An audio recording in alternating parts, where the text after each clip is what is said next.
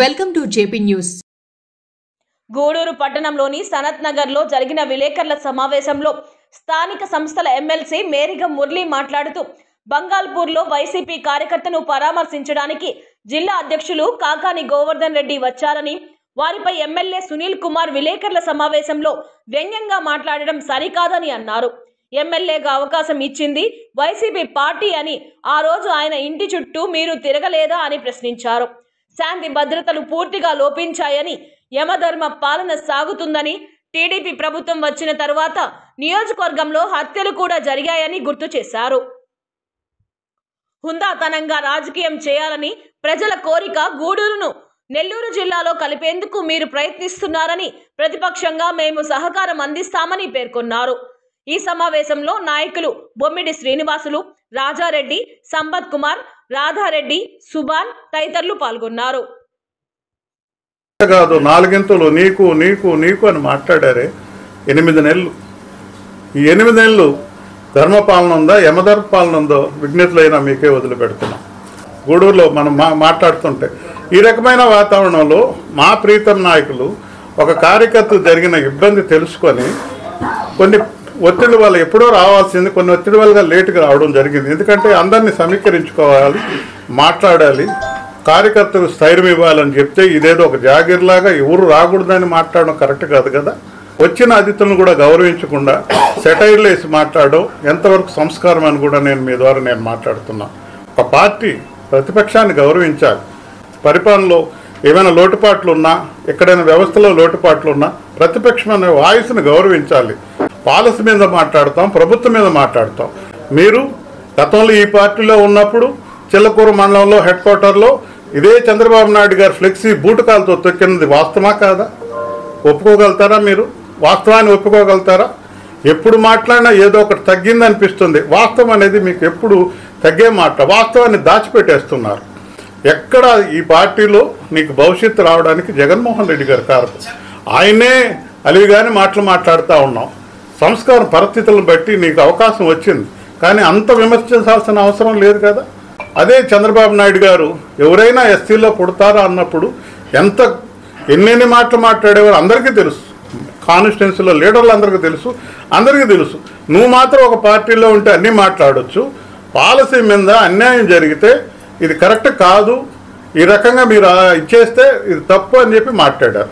ముఖ్యంగా పోలీసు వ్యవస్థలో ఈరోజు ఎట్లా ఉంది, ఆ రోజు ఎట్లా ఉంది, వేరే చేసుకుంటున్నారు జనాలు.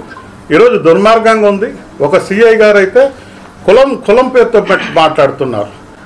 సామాజికంగా అదే సామాజిక వర్గం జరిగినటువంటి ఒక వ్యక్తికి అన్యాయం జరిగితే నువ్వు ఏ బూతులు మాట్లాడారా, కులంలో ఉండు, నువ్వు ఎట్లా ఆ పార్టీలోకి పోతావని మాట అవసరమా? ఉద్యోగస్తులకు ఉండేవాళ్ళు ఎంతగా ఉందంటే ఆ సిఐ దౌర్జన్యం, దమనకాండ ఎంతగా ఉందంటే ఒక్కరు కనబడితే చాలు, ఒక్కరిని వాళ్ళ కోసం మిగతా వాళ్ళ పేర్లు చెప్పమని చెప్పి సెల్ ఫోన్లో వాళ్ళు కొట్టేది నాకు వినబడాలనే వాతావరణం తీసుకొచ్చి దౌర్జన్యాలు చేస్తాం. మీ చెవికి రాలేదా? ఇది దుర్మార్గం కదా. అసలు కొట్టే హక్కు ఎవరిచ్చారు పోలీసు వాళ్ళకి? 8 నెలలు గడుస్తుంది. యమధర్మ పాలన తప్ప ఎక్కడైనా ధర్మపాలన ఉందా? మనం చెప్పుకోవడం కాదు, పబ్లిక్ చెప్పాలి, ప్రజలు చెప్పాలి, అందరూ చెప్పాలి. ప్రజాస్వామ్యానికి పునాది వేసినటువంటి జర్నలిస్టు మీదనే స్టార్ట్ అయింది మొదట పరిపాలన. 5 మంది మీద అక్రమైన కేసులు పెట్టి. మరి ఈ వాతావరణంలో ఒక ముఖ్య అతిథి వచ్చి సంస్కారంగా మాట్లాడిపోతే, వ్యవస్థల మీద మాట్లాడిపోతే, అందులో మీ ఇన్వాల్వ్మెంట్ గురించి ఎక్కడ కూడా ప్రస్తావించకుండా మాట్లాడితే మీరు సెటైర్లు వేస్తూ మాట్లాడడం అనేది కరెక్ట్ కాదు. పార్టీ ఎక్కడ పోలేదు. నీకు భవిష్యత్తు ఇచ్చిన పార్టీనే వైఎస్ఆర్ కాంగ్రెస్ పార్టీ. నీకు భవిష్యత్తు ఇచ్చిన వాళ్ళే వైఎస్ఆర్ కాంగ్రెస్ పార్టీలో ఉన్నటువంటి నాయకులందరూ కూడా ఎన్నో కష్టాలు బట్టి వాళ్ళ శ్రమ, వాళ్ళ ఆలోచన, వాళ్ళ ఆశీస్సులు అన్నీ నీకు ఈరోజు కలిసి వచ్చి మళ్ళీ రెండోసారి ఎమ్మెల్యేగా కావడం జరిగింది. అది కొంచెం మనసులో పెట్టుకొని వచ్చిన వాళ్ళని గౌరవంగా మాట్లాడడం కరెక్ట్ అని కూడా నేను తెలియజేస్తున్నా. జిల్లాని సెటరేట్ చేసేటప్పుడు కందుకూరుని ఒంగోలులో, గూడూరుని నెల్లూరులో కలపడానికి మనం వాతావరణం తీసుకొస్తామని కూడా మాట ఇవ్వడం జరిగింది. ఆ రకంగా అడుగులు పడడం జరిగింది. ఈ లోపల ఎలక్షన్ రావడం జరిగింది. మాకు కూడా మేము పాజిటివ్గా ఉన్నాం. గూడూరుని ఖచ్చితంగా నెల్లూరులో కలపాలనే ఉద్దేశంతోనే నేను ఎమ్మెల్సీ అవ్వగానే మరి ముఖ్యమంత్రి వర్యులు కూడా లెటర్ పెట్టడం జరిగింది. మీకు కావాలంటే ఆ లెటర్ కూడా ఇవ్వడం జరుగుతుంది. అలాంటి వాతావరణంలో ప్రతిపక్షంగా మీకు మేము ఎక్కడ ఇది చేయమన్నా మా సపోర్ట్ అనేది ఉంటుంది.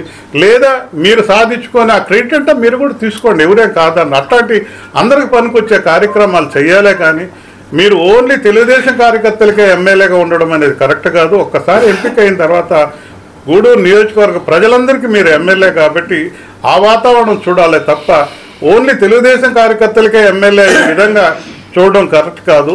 మళ్ళీ తర్వాత ఎలక్షన్లో ఏ రకమైన తీర్పు వచ్చిందో మీరు చూశారు. అయినా అలాంటి వాతావరణం తెచ్చుకోకూడదని కూడా మేము తెలియజేస్తున్నాం. రాజకీయంగా హుందాతనంగా స్వీకరిస్తాం, హుందాతనంగా పోరాడదాం, ఎక్కడ శృతి మించి కూడా మాట్లాడదాం. అసలు ప్రశ్నించే గొంతే లేదంటాం కరెక్ట్ కాదు. ముఖ్యంగా నేను మనవి చేస్తున్నాను, పవన్ కళ్యాణ్ గారు ఒక పారిశ్రామికవాడలో ఆయన చూసి జగన్మోహన్ రెడ్డి గారు ఇంత గొప్పగా చేశారని మాట్లాడారు. ఆయన నోటుకుండా మాట్లాడింది. మరి అదేవిధంగా అబ్బురుపరిచే విధంగా ఉందని చంద్రబాబు నాయుడు కూడా వైజాగ్లో జరిగినటువంటి కొన్ని కట్టడాలు చూసి చాలా అబ్బురుపరిచే విధంగా కట్టారు జగన్మోహన్ రెడ్డి గారు అని మాట్లాడారు. మరి అదే పవన్ కళ్యాణ్ గారు నాడు నేడు కార్యక్రమం స్కూల్ చూస్తే ప్రభుత్వ స్కూల్ ఇంత గొప్పగా తయారయ్యని చెప్పి మాట్లాడారు. ఆ రకంగా మంచి వాతావరణంలో వెళ్తున్నారు, మీరు పరిపాలన చేస్తున్నారు, కోట్లాది రూపాయలు తెచ్చి పెడతానని అంటున్నారు. ఓకే, అవే చెప్పండి, మీ అభివృద్ధి భవిష్యత్తులో చెప్పండి. మేము కూడా వెళ్తాం, రాజకీయాల్లో పోటీ చేయాలి కదా, మేము కూడా రాజకీయాల్లో పోతాం, అందరిని అడుగుతాం. ఏమమ్మా జగన్మోహన్ రెడ్డి గారు వచ్చినప్పుడు నీకేం జరిగింది అని అడుగుతాం. మీకు ఇప్పుడు చంద్రబాబు నాయుడు గారు వచ్చిన తర్వాత నీకు అని మాట్లాడారు కదా, ఎంతమందికి వచ్చిందమ్మా? ఈ 8 నెలల్లోనే విమర్శిస్తున్నారు. రేపు కూడా అడుగుతాం, అవి రెండిటితోనే పోదాం. ఎవరికేం జరిగింది?